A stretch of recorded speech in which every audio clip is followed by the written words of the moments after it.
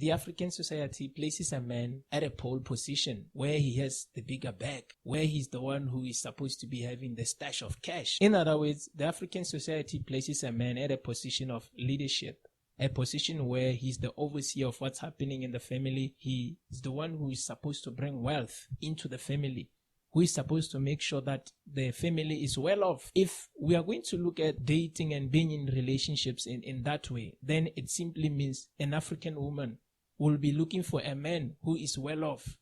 The African woman will easily be attracted to a man who is able to take care of, who is able to provide for the family. If we dive into the Bible, we see the Bible placing a man as a sole provider, as the one who is responsible for generating wealth. And if we look at the woman, according to the Bible, is labeled as someone who is supposed to submit, someone who is supposed to receive from the man and multiply. I think it was in this process where women began to be labeled as people who love money, people who believe in money, people who date for money, people who fall in love because of money.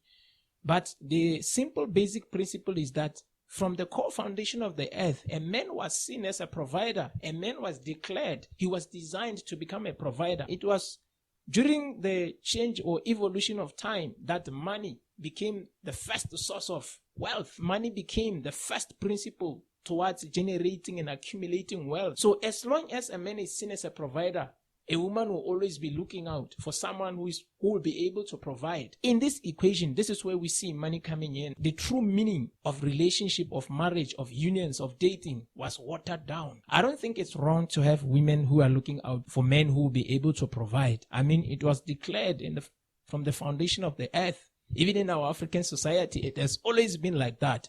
But the problem becomes evident when we see women who will only want a man who has already accumulated. It was in that process when we began to see marriages becoming a failure. We are in a generation where marriage is a failure because people are only looking for wealth. Today, we are in a society where men are not willing to become committed in marriages because they deem marriage as a scam. They see marriage as just a money-making scheme for ladies. Of recent, I've just saw a story of an African footballer who is playing somewhere in Europe. The lady was trying to scam the guy some good money. These are issues that have now become part of our society because we have shifted and focused more on what I can get, on what I can gain.